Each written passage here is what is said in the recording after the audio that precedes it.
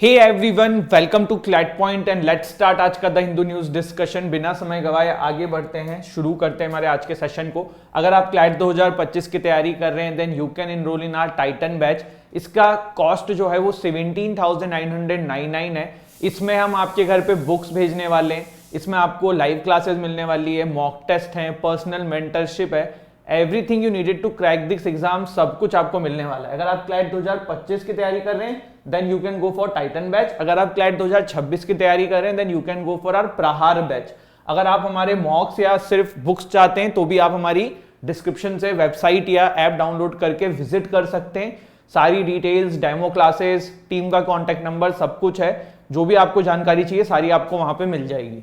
चलिए आगे बढ़ते हैं, शुरू करते हैं। देखो आज की फ्रंट पेज की न्यूज है, Muizzu sets deadline for India to withdraw troops. पहले देखो एक बात मैं आपको बता दूं, करीबन 80 से 100 के बीच में 80-90 ऐसे ही कुछ सोल्जर्स जो हैं वो मालदीव में हैं इंडिया के। बट अब हो क्या रहा है, जब से ये सरकार आई है म्यूजू जी की, तो तब से इस सरकार का एक बहुत ही सिंपल सा पॉइंट था कि भैया हम इंडिया में से विड्रॉल करेंगे ट्रूप्स को। और ये बहुत पहले से, जब से मतलब जब इलेक्शन जीते भी नहीं थे ना, तो भी इनका मैनिफेस्टो में भी ये चीज रहती थी। और अब इंडिया इनसे काफी कोशिश कर रहा है कि बातचीत करके चीजों को सॉर्ट आउट कर लिया जाए, ऐसा ना करना पड़े। बट जो अभी मालदीव की सरकार है वो मानने को तैयार नहीं है। और अब इन्होंने डेडलाइन भी दे दिया है कि भैया इंडिया को इस तरीके से इतने समय के अंदर अपने ट्रूप्स को वहां से वापस लेके जाना होगा। तो ये न्यूज है। इंडिया मालदीव का पूरा क्राइसिस मैंने आपको डिटेल में एक वीडियो में अलग से बना के बता दिया है। जो भी आपके एग्जाम के पर्सपेक्टिव से काम की चीजें हैं वो वहां पे सारी कवर कर दी गई हैं। तो अब इस टॉपिक को फिर से छेड़ के बड़ा डिटेल में जाने का कोई मतलब नहीं है। अगर आप उस वीडियो को ढूंढ रहे हैं तो इसी चैनल पे 4-5 दिन पहले एक अलग से सेपरेट आपको वीडियो मिल जाएगी, तो वहां से आप उसको देख सकते हैं, पूरा नोट्स अपना बना सकते हैं। इसके बाद Taiwan tells China to face reality, ये एक न्यूज है। अब आपको देखो एक चीज बताऊं मैं, आज की डेट में मेनलैंड चाइना जो है ना, वो अर्लियर चाइना नहीं था, वो सब ताइवान ही था। बट आज की डेट में मेनलैंड चाइना अलग है, ताइवान अलग है। ताइवान अपने आप को इंडिपेंडेंट फ्रॉम द चाइना मानता है, लेकिन चाइना का ये मानना है कि ताइवान भैया हमारा ही पार्ट है। अभी हुआ क्या, ताइवान में इलेक्शन हुए थे, वहां पे नई सरकार भी आ गई, नए बंदे वहां पे विनर आए हैं। इनका नाम है लाई चिंग टी। ये नए प्रेसिडेंट बनते हैं ताइवान के। तो फिलहाल अभी ये हुआ है कि चाइना ने बोला है कि इस तरीके का मूव, देखो जब चाइना ये नहीं मानता ही नहीं कि सामने वाला कंट्री अलग कंट्री है, तो वहां की इलेक्शन और वहां के लीडर को कैसे मान लेगा। तो चाइना ने ये बोला है कि भैया इस तरीके की कोई और घटना अब अपने करने की कोशिश करी तो फिर देख लेना, अंजाम बहुत बुरा रहने वाला है। तो वो ये न्यूज थी। चलिए आगे बढ़ते हैं। ताइवान की कैपिटल मुझे कमेंट सेक्शन में आप सभी लोग बताएंगे। इसके बाद Uttarakhand likely to be the first state to implement UCC. Goa is also there, but ठीक है। तो उत्तराखंड जो है यहां पे प्रॉपर तरीके से यूसीसी जो है वो इंप्लीमेंट करने की प्रोसेस जो है वो चालू हो चुकी है। देखो उत्तराखंड में बीजेपी सरकार है। बीजेपी सरकार जब सत्ता में नहीं आई थी तब भी उन्होंने ये प्रॉमिस किया था कि वो यूसीसी को जो है वो लेके आएंगे। और सिर्फ उत्तराखंड में नहीं और स्टेट्स में भी बोला था। बट गोवा में यहाँ पे सबसे पहले ये चीज होते हुए दिख रही है कि यूसीसी जो है वो प्रॉपर्ली वहां पे इंप्लीमेंट हो जाएगा। यूनिफॉर्म सिविल कोड क्या है डिटेल में हमने 1000 बार डिस्कस कर लिया है, अब फिर कुछ दिन बाद डिस्कस करेंगे, अभी रिपीट करने की जरूरत नहीं है। देखो अगर आपको कोई टॉपिक ढूंढना है जो आपको लगता है कि सर ने तो बोल दिया बट हमें कैसे पता पड़ेगा, आप लोग यूट्यूब पे सीधे बस सर्च करना क्लैट पॉइंट, द हिंदू और जो भी टॉपिक का नाम है। हम लोग सर्च एल्गोरिथम में ऐसे लगाते हैं जो भी टॉपिक्स उस दिन डिस्कस होते हैं कि आपको वो आराम से वहां पे मिल जाएगा और आप उसको पढ़ सकते हो। ठीक, अब यहां पे देखिए एक न्यूज है, the number of Indian fisherman arrested bye Sri Lanka 12 इन 2023। देखो इन 2023 240 Indian fisherman along with 35 trollers were arrested bye Sri Lanka. तो मैं 35 गलत बोल गया, 240 जो है Indian fisherman along with 35 trollers were arrested bye Sri Lanka navy. तो 12 श्रीलंका नेवी हैज, देखो वही चीज लिखी हुई है, घुमा फिरा के समझ लो। ठीक है, देखो ये एक चीज मैं आपको बताऊं, ये जो मैंने आंकड़ा बताया है ना यार 80 से 100 वाला, ये थोड़ा करेक्ट कर लेना। मुझे जो मैंने, क्योंकि ये मुझे 6 महीने पहले मैंने एक डेटा पढ़ा था, उसके अकॉर्डिंग मुझे याद है, बट मतलब एक बार इसको करेक्ट कर लेना सभी लोग, और अगर किसी को पता हो तो कमेंट सेक्शन में बता देना। यहाँ पे क्या है, श्रीलंका की नेवी ने भारत के मछुआरों को पकड़ा है। अब ये पूरा मामला क्या है ना, ये समझते हैं। आप ये सोच रहे होगे कि सर ये मेरी फोटो कहाँ से आ गई, अरे ये पुरानी एक सेशन लिया हुआ है, उसी में से मैंने बस पीपीटी वाली वो पोर्शन काट के यहाँ लगा दिया जिससे आप लोगों के लिए ईजी हो जाए। मेरा कहने का मतलब यहाँ पे ये है कि श्रीलंका के नेवी जो है वो भारतीय मछुआरों को क्यों पकड़ रही है, ये दिमाग में आया होगा ना, आना चाहिए, नहीं आया तो बिल्कुल आना चाहिए कि सर ऐसा क्यों हो रहा है, तो वही समझने की कोशिश करते हैं। देखो मामला क्या है, इस टॉपिक को जो बोला जाता है ना, बोला जाता है तमिलनाडु फिशरमैन इशू। तमिलनाडु भारत का बिल्कुल बॉर्डर पे है, आपको पता है, यहां से देखना शुरू करते हैं, ठीक है, बॉर्डर बोल रहा हूं मतलब सबसे लास्ट में आपको पड़ता है, ठीक, और इसके इधर आपको थोड़ा सा आगे जब जाएंगे तो यहां पे कहीं श्रीलंका आपका पड़ेगा, ठीक है। ये क्या है, ये इंटरनेशनल मैरीटाइम बाउंड्री है, मतलब भारत की ये पोर्शन है, श्रीलंका का ये पोर्शन है, समझ रहे हो। ये वाला किसका है, ये अपना इंडिया का है, और वो वाला किसका है, ये वाला आपका श्रीलंका का है। होता क्या है, भारत के मछुआरे ना फिशिंग करते हुए ये जो मैरीटाइम बाउंड्रीज को क्रॉस कर देते हैं। अब ये क्योंकि जो सी का मतलब सी का ये जो एरिया है ये किसका है, श्रीलंका का है, तो श्रीलंका की नेवी यहां पे जब कोई फिशिंग करता है तो उसको अरेस्ट कर लेती है, और बिल्कुल जायज है, करना भी चाहिए। बट अब आपके दिमाग में क्वेश्चन आएगा कि सर फिर इंडियन मछुआरे क्यों जाते हैं, जब उनको पता है कि वो अरेस्ट हो सकते हैं, तो why they cross the international maritime boundary. तो इसके पीछे देखो रीजन क्या है, इसके पीछे रीजन है कि हमारे साइड में ना मछुआरे एक तो बहुत ज्यादा हैं, और अब मछलियां भी कम हो चुकी हैं क्योंकि इतनी फिशिंग करते हैं। श्रीलंका के साइड में मछुआरे कम हैं, तो उनके एरिया में, इस वाले एरिया में मछलियां आपको ज्यादा मिलेंगी। अब आप कहोगे कि चलो अगर ऐसा ही है तो गवर्नमेंट पैक्ट कर ले ना श्रीलंका की सरकार के साथ कि भैया हमारे यहाँ के भी करेंगे, कुछ पैसा वैसा दे दे, ये टेंशन खत्म हो। प्रॉब्लम देखो क्या आ जाती है, प्रॉब्लम ये आती है श्रीलंका को ना भारतीय मछुआरों की फिशिंग करने से दिक्कत तो है, लेकिन उससे ज्यादा जो टेक्निक से हम लोग फिशिंग करते हैं ना उससे है। हमारे मछुआरे जो है ना वो ट्रॉवलर्स का यूज करते हैं फिशिंग के दौरान, ये होते हैं ट्रॉवलर्स ऐसे। अब ऐसे में क्या होता है, मछलियां तो आती ही आती हैं इसके अंदर, मछलियों के अंडे भी आ जाते हैं, छोटी मछलियां भी आ जाती हैं, जिससे कि क्यों इंडिया के साइड में मछलियां कम हो गई हैं, क्योंकि इस तरीके से मछलियों को जब शिकार हो रहा है तो जब अंडे ही खराब मतलब बाहर कर लिए जाएंगे तो मछली फिर कहां से आएगी, छोटे छोटे बच्चे मछलियों के बाहर हो जाएंगे तब मछली फिर नई कहां से आएगी। तो ये जो मेथड है ना, ट्रॉवलर्स मेथड जिसको बोलते हैं, ये एक इशू है। यही यहां पे लिखा हुआ है कि 12 Sri Lankan navy has arrested Indian fishermen and seized 3 trawlers for allegedly poaching there west, जो भी लिखा है। कहने का मतलब ये कि ट्रैवलर्स भी पकड़े हैं एंड फिशरमैन भी पकड़े हैं, ठीक है। देखो ये लोग खुद कंफ्यूज है, इन्होंने डेटा पता नहीं क्या लिखा हुआ है, लेकिन ये मान लो हर 2 महीने के अंदर, हर 1.5 महीने के अंदर 10, 12, 15 फिशरमैन पकड़े जाते हैं श्रीलंका के द्वारा, और ये टॉपिक साल भर न्यूज में रहता है। तो जो ट्रैवलर्स है ना, ये फिशिंग सरकार भी कहती है कि इस तरीके से मतलब फिशिंग मत करिए, क्योंकि ये मछलियों की संख्या के लिए अच्छा नहीं है, सी के लिए अच्छा नहीं है, क्योंकि देखो इसमें मछलियां, अंडे, छोटे बच्चे तो आते ही आते हैं, जो समुद्र के अंदर एल्गी और ये सब चीजें होती हैं जो मछलियों को लिए बहुत जरूरी हैं, वो सब भी चली जाती हैं।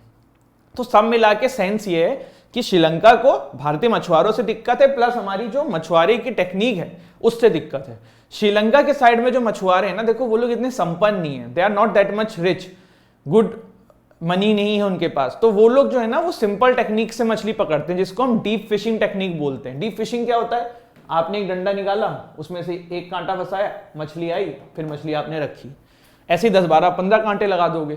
तो इसमें क्या होता है, एक बार में आप सिर्फ मछली पकड़ते हो, मछली के अंडे नहीं जाते हैं, आप जो समुद्र के अंदर इंपॉर्टेंट एल्गीज एंड एवरीथिंग है वो सब वेस्ट नहीं होता है। तो श्रीलंका के जो मछुआरे हैं वो इसका यूज करते हैं। देखो 2009 तक ना श्रीलंका के ये जो जाफना वाला रीजन है, यही तो पड़ता है मैरीटाइम बाउंड्री के पास, यहाँ पे ना सिविल वॉर वाली सिचुएशन थी, तब यहाँ पे ज्यादा मछुआरे थे ही नहीं, तो उस समय इंडियंस बहुत शिकार विकार करते थे फिश का, तब ज्यादा कुछ बोलता नहीं था श्रीलंका। लेकिन आफ्टर 2009 ना श्रीलंका ने काफी वोकल हो गया और इन चीजों के ऊपर आवाज उठाने लगाई, क्योंकि भाई उनके भी मछुआरे, उनका पेट तो भरना है ना, तो एक वो चीज है। अब भारतीय मछुआरों की भी गलती नहीं है, गलती इसलिए नहीं है कि 1975 के आसपास तक जो मछुआरे भारत के तमिलनाडु के शिकार करने जाते थे, वो इंटरनेशनल मैरीटाइम बाउंड्री क्रॉस करके जाते थे। यहां पे देखो कुछ इस तरीके से मान लो इंटरनेशनल मैरीटाइम बाउंड्री है, ठीक। यहां एक आइलैंड पड़ता है, इसका नाम है कच्छातीवू आइलैंड। क्या नाम है? कच्छातीवू आइलैंड। ये पहले इंडिया का पार्ट होता था। किसका पार्ट होता था? इंडिया का। लेकिन 1975 या 4 के आसपास जो है, इंदिरा गांधी जी की सरकार ने इस प्रॉब्लम को सॉर्ट करने के लिए बार बार फिशरमैन नेवी पकड़ रही है, ये हो रहा है, ये बाउंड्री इधर आ जा रहे हैं, इनके मछुआरे यहां आ जा रहे हैं, एक international maritime boundary agreement sign कर लिया था श्रीलंका के साथ। उसमें ये लाइन को मान्य किया था। उसके बाद ये कच्छातीवू आइलैंड जो है ना, वो आपका श्रीलंका को भारत ने दे दिया था। अब तमिलनाडु के जो फिशरमैन है ना, वो यही कहते हैं कि भैया कच्छातीवू आइलैंड तो हमारा था, अब आपने वो श्रीलंका को दे दिया, तो अब हम क्या करें? अब हम कहां जाएं? हम कैसे मछली पकड़ें? तो ये सारी प्रॉब्लम है। अब इसमें देखो एक ये आता है कि Sri Lanka is not using Katchatheevu island for anything. तो ये क्या आता है कि भारत सरकार जो है वो कच्छातीवू आइलैंड मांग सकती है श्रीलंका से। लेकिन फिर प्रॉब्लम एक और है, श्रीलंका भी डेट में है, बहुत क्राइसिस में है। भारत ने उसको पैसा वैसा भी दे रखा है, लोन भी दे रखा है। अब ऐसे में अगर भारत जो है श्रीलंका से उनकी जमीन जो कि अब उनको दे चुका है वो ले लेगा, तो भारत का नाम भी फिर चाइना की तरह ही यूज होने लगेगा कि पैसा देके जो है भाई ये लोगों की चीजें हड़प रहे हैं, जैसे कि हबनटोटा पोर्ट के साथ चाइना ने किया था। तो ये क्राइसिस है, ये इशू है। और यही आज टेक्स्ट वाले पेज पे एक आर्टिकल निकला था रिगार्डिंग फिशरमैन इशू, तो वो मैंने आपको पूरा डिटेल में समझा दिया है। आई होप ये आपको क्लियर हो गया होगा। इसके बाद देखो, एक तमिलनाडु नीट बिल को लेके बहुत न्यूज चलती रहती है। ये आज द हिंदू में नहीं निकला है इससे रिलेटेड आर्टिकल, ये आपको हिंदुस्तान टाइम्स में एक आर्टिकल मिलेगा। देखो मेरा पर्पस ये रहता है कि न्यूज़पेपर में जिस दिन अच्छा आर्टिकल हिंदू में निकले ठीक है, नहीं निकले तो फिर दूसरे न्यूज़पेपर में से उठा लो। जरूरी नहीं है कि द हिंदू ही पढ़े जा रहे हैं जब कुछ भी काम का नहीं निकल रहा है एग्जाम के पर्सपेक्टिव से। तो यहाँ पे तमिलनाडु नीट बिल को अपन समझने की कोशिश करते हैं, एंड तमिलनाडु में क्या नीट को लेके बवाल हो रहा है, क्यों ये क्राइसिस है, सारी चीज डिटेल में समझने की कोशिश करते हैं। ठीक है, देखो सबसे पहले नीट क्या है? नेशनल एलिजिबिलिटी एंट्रेंस टेस्ट, एक क्वालिफाइंग टेस्ट होता है एमबीबीएस एंड बीडीएस के लिए इंडिया के अंदर। पहले ये नहीं होता था, पहले अलग अलग एग्जाम्स होते थे, बट गवर्नमेंट ने सब सारे जो ये डॉक्टर वाले एग्जाम्स हैं इनको स्ट्रीमलाइन कर दिया है नीट के अंडर में। ये एग्जाम इसलिए किया गया है कि एक तो क्वालिटी मेंटेन करी जा सके, प्लस जो मतलब डिफरेंशिएटेड हो जाता था, कहीं का सिलेबस अलग, कहीं का सिलेबस अलग, कहीं का सिलेबस अलग, तो जो क्वालिटी ऑफ डॉक्टर्स चाहिए ना वो मिल नहीं पाते थे। तो यहाँ पे डेंटल कॉलेज, मेडिकल कॉलेजेस के लिए सरकार ने एक एग्जाम कंडक्ट कराया था जिसका नाम था NEET, national eligibility entrance test, और ये पूरे देश में होता है। इसमें सबसे ज्यादा जो अपोज किया इसका वो तमिलनाडु ने किया। तमिलनाडु ने इसका अपोज इसलिए किया कि पहली चीज उन्होंने बोला कि सीबीएसई स्टूडेंट को फेवर करता है, जो स्टेट बोर्ड्स होते हैं उनको नहीं करता है। पर वो आईआईटी के साथ भी है, फिर वो तो हर एग्जाम के साथ है कि जो थोड़ा सा जो स्टेट बोर्ड्स होते हैं वो थोड़े से लैक हो जाता है सीबीएसई, आईसीएसई और इन बोर्ड्स के कंपैरिजन में। पहली चीज तो ये थी। दूसरा ये बोला था कि भाई जिस तरीके से सीट्स का बंटवारा हुआ है ना नीट के थ्रू, उसमें दिक्कत ये आ रही है कि तमिलनाडु में पहले जो स्टेट कोटा था उसके थ्रू ज्यादा सीट्स मिल जाती थी तमिलनाडु के बच्चों को, बट अब वो भी नहीं हो पाएगा क्योंकि नीट का ऑल इंडिया का एग्जाम हो रहा है, ऑल इंडिया के एडमिशंस हो रहे हैं, तो वो चीज है। फिर इनका ये भी कहना था कि कोचिंग की डिपेंडेंसी बहुत ज्यादा हो चुकी है और लाखों लाखों रुपए की कोचिंग होती है, तो भैया ये बच्चे अफोर्ड नहीं कर पाएंगे।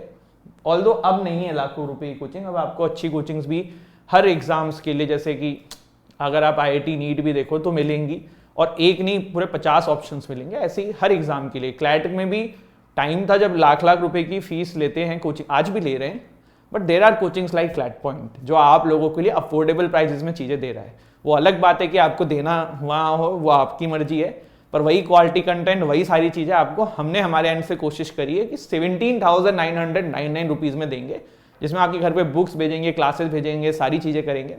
आप लोग सब प्रमोशन करने लग गए। अरे नहीं यार, मैं बता रहा हूँ, मतलब अब हर चीज के ऑप्शंस अवेलेबल हैं अफोर्डेबल प्राइजेस में भी। ईएमआई के भी ऑप्शंस होते हैं, जैसे 17,999 में भी हमने ईएमआई कर रखी है। तो जो मतलब बहुत ज्यादा हम्बल बैकग्राउंड से बच्चे हैं, दे कैन ऑल्सो अफोर्ड है, 2-3 हजार रुपए की ईएमआई करा के अपना दे सकते हैं एग्जाम। तो ये वाली चीज है, ठीक है। तो ये था। इसके अलावा और भी चीजें बोली गई तमिलनाडु की सरकार के द्वारा, वहां की जनता के द्वारा, कि सोशल इनइक्वलिटी बढ़ा रहा है, प्रिविलेज स्टूडेंट्स कोचिंग ले लेंगे, वो वाली चीज है। इसके बाद एग्जाम कंडक्ट का तरीका जो है वो भी सही नहीं लग रहा है, फेयरनेस पे भी काफी सारा आवाज उठाया गया। तो फिर तमिलनाडु सरकार ने किया गया, इसके अगेंस्ट में तमिलनाडु सरकार ने करने की कोशिश ये करी कि एक बिल लेके आई, उसका नाम एंटी नीट बिल के नाम से हम जानते थे, बट कुछ नाम था Tamil Nadu legislative action to counter NEET, नाम मुझे अभी याद नहीं आ रहा, उस बिल का नाम आप लोग देख लेना। 2017 के अंदर तमिलनाडु जो है उन्होंने एक पास किया बिल जो नीट बेस्ड एग्जाम से तमिलनाडु को बाहर करने के लिए, जिसमें उनको प्रेसिडेंट की मंजूरी नहीं मिली, ठीक है। इसके बाद 2021 में एक नया बिल इंट्रोड्यूस किया गया जिसमें MBBS BDS course सोलिली based on class 12 board score पे करेंगे तमिलनाडु के अंदर, नीट का एग्जाम का कोई लेना देना नहीं है। इसको भी मंजूरी वहां पे गवर्नर से नहीं मिली है। 2022 में गवर्नर जी ने फिर से रिटर्न कर दिया है और फिलहाल भी इसका मामला यही है कि वो बिल को आगे पास नहीं किया गया, सब मिला के वो बिल अभी जो है वो अटका हुआ है। पॉइंट ये है कि ये जो मामला है ना, इसके वजह से बहुत ज्यादा प्रॉब्लम क्रिएट हो गई है तमिलनाडु के अंदर, क्योंकि वहां की जो जनता है, सरकार से ज्यादा जनता जो है वो नहीं चाहती है कि भाई नीट के थ्रू वहां पे एमबीबीएस में एडमिशन। कैन स्टेट रिफ्यूज, क्या सेंट्रल गवर्नमेंट ने नीट का एग्जाम किया, स्टेट मना कर दे कि भाई नहीं हम तो हमारा ही लेंगे? तो जवाब है नहीं। अगर सेम चीज को लेके देखो, कॉन्करेंट लिस्ट, एक होती है स्टेट लिस्ट, एक होती है सेंट्रल लिस्ट, एक होती है कॉन्करेंट लिस्ट। तो अगर स्टेट लिस्ट में होता तो फुल पावर थी स्टेट के पास, बट कॉन्करेंट लिस्ट में है ये वाली चीज। कॉन्करेंट लिस्ट में अगर स्टेट और सेंटर दोनों के अलग अलग लॉ हैं तो सेंट्रल गवर्नमेंट का जो लॉ है वो प्रेफर किया जाएगा, ठीक है। तो वाली चीज है, ठीक है। अब स्टेट के पास और कौन से ऑप्शंस अवेलेबल हैं? तो एक है सुप्रीम कोर्ट वाला, सुप्रीम कोर्ट में जाएं और नीट को चैलेंज करें, जो कि बहुत बार हुआ है लेकिन कुछ होगा नहीं क्योंकि एग्जाम तो सही कंडक्ट करा रहे हैं। Article 131 of the constitution provides exclusive jurisdiction to the supreme court to adjudicate matters between state and centre, ठीक है। Article 254 sub clause 2 of the constitution empowers the government to pass legislation which negates the central acts in the matter enumerated under the concurrent list. State legislation part under Article 254 subclause 2 requires the assent of the President of India। ये तीन articles मैंने क्यों बताए? क्योंकि अगर इस पे topic पे कुछ आया तो उसमें ये भी पूछा जा सकता है, क्योंकि इन्हीं आर्टिकल्स का मामला है। एक में प्रेसिडेंट की रिक्वायरमेंट क्यों है, दूसरा कि स्टेट कैसे लॉ बना सकता है, तीसरा कि सेंटर कैसे बना सकता है। तो वो तीनों आर्टिकल्स मैंने आपके सामने खोल के बता दिए हैं, रख दिए हैं, ठीक है। तो आई होप ये भी आपको क्लियर हो गया हो। चलिए फिर जल्दी से रिवाइज करते हैं। सबसे लास्ट में हमने एक आर्टिकल देखा तमिलनाडु नीट बिल वाला, ठीक है। हमने कच्चातीवू आइलैंड देखा, हमने श्रीलंका तमिलनाडु क्राइसिस देखी, हमने ये भी देखा हमारे जो मछुआरे क्यों क्रॉस कर रहे हैं, मजबूरी है, क्या रीजंस हैं, क्यों मैरीटाइम एग्रीमेंट 1975 के आसपास साइन किया था हमारी इंदिरा गांधी जी की सरकार ने, जिसके वजह से कच्चातीवू आइलैंड जो है श्रीलंका का हो गया था। फिर कुछ शॉर्ट न्यूज देखी थी छोटी छोटी सी, एंड दिस इज इट, ठीक है। तो ये हमारा बैचेस हैं, आप चाहें तो इसमें इनरोल कर सकते हैं और यही आपसे मेरी रिक्वेस्ट है कि एक बार डेमो क्लास जरूर देख लेना, ठीक है। तो this is it, thank you so much and हंसते रहिए, मुस्कुराते रहिए, पढ़ाई करते रहिए, मेहनत करते रहिए, लगे रहो। सबसे बड़ी चीज़ देखो, मैंने बहुत टैलेंटेड बच्चे को इस एग्ज़ाम में फेल होते हुए देखा है। इस एग्ज़ाम में क्या, हर एग्ज़ाम में, आप किसी भी एग्ज़ाम की बात कर लो, हम क्लैट की क्यों बात करें, पॉइंट ये है कि आपका टैलेंट या आप बहुत इंटेलिजेंट हो, ये सब बिल्कुल साइड में है। आप एक नॉर्मल बच्चे हो जो अभी तक एवरेज रहा है अपने कॉलेज में, ये भी बिल्कुल साइड में है। स्कूल में एवरेज रहे हो, अगर आप कंसिस्टेंट होके इस एग्ज़ाम की तैयारी करोगे तभी आप निकालोगे। मैंने बिल्कुल एवरेज, बिलो एवरेज बच्चों को क्लैट को क्रैक करते हुए देखा है, एनएलएस जाते हुए देखा है। This year is a best example. Prem is a student, बहुत एवरेज मार्क्स आते थे मॉक में, एनएलएसआईयू गया है, हमारे बैच का बच्चा था।